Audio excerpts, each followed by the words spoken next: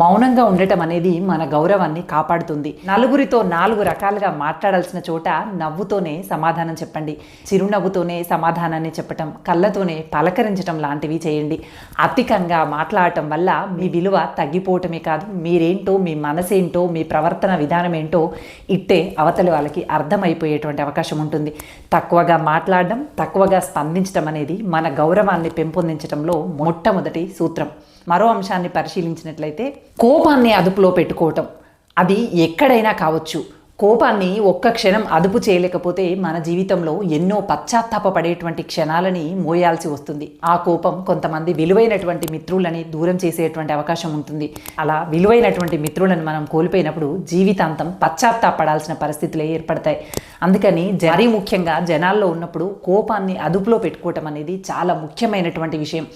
మీరు ఒక్క క్షణం కోపమే కావచ్చు, కానీ మీ పైన విపరీతమైనటువంటి అగౌరవాన్ని ఆ కోపం తీసుకొస్తుంది. అంతేకాదు మీ లోపల విపరీతమైనటువంటి పశ్చాత్తాపపడేటువంటి క్షణాలను కూడా ఆ కోపమే మోసుకు వస్తుంది. ప్రతి ఒక్కరికి ఎక్స్ప్లెనేషన్ చెప్పుకుంటూ అది అలా జరిగింది, అందుకే కోపం వచ్చింది, ఇది ఇలా జరిగింది, లేదంటే నేను అలా ప్రవర్తించే వ్యక్తిని కాను అని చెప్పి ప్రతి ఒక్కరికి ఎక్స్ప్లెనేషన్ మీ గురించి మీరు వివరించుకోవాల్సినటువంటి సందర్భాలు ఎదురవుతూ ఉంటాయి. దీనివల్ల మీ విలువ తగ్గిపోయేటువంటి అవకాశం ఉంటుంది, మీ గౌరవం దెబ్బతినేటువంటి అవకాశం ఉంటుంది.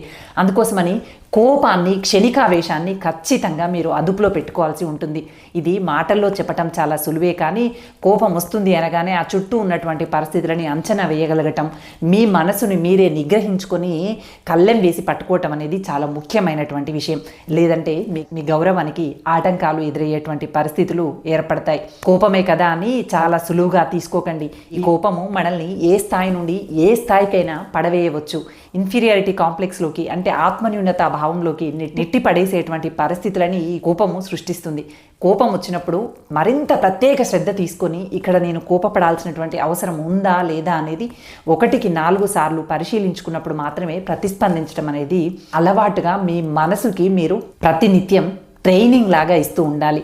అలా చేస్తున్నప్పుడు మాత్రమే అనవసరమైనటువంటి సందర్భాలలో ప్రతిస్పందించడం అనేది, కోపపడటం అనేది మానేసి శాంతంగా, ప్రశాంతంగా ఉండటం అనేది నేర్చుకుంటాము.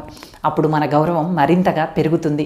అంతేకాదు, నేను అనేటువంటి అహం ఎప్పుడైతే తగ్గించుకుంటామో అప్పుడు కోపం చాలా వరకు తగ్గిపోతుంది.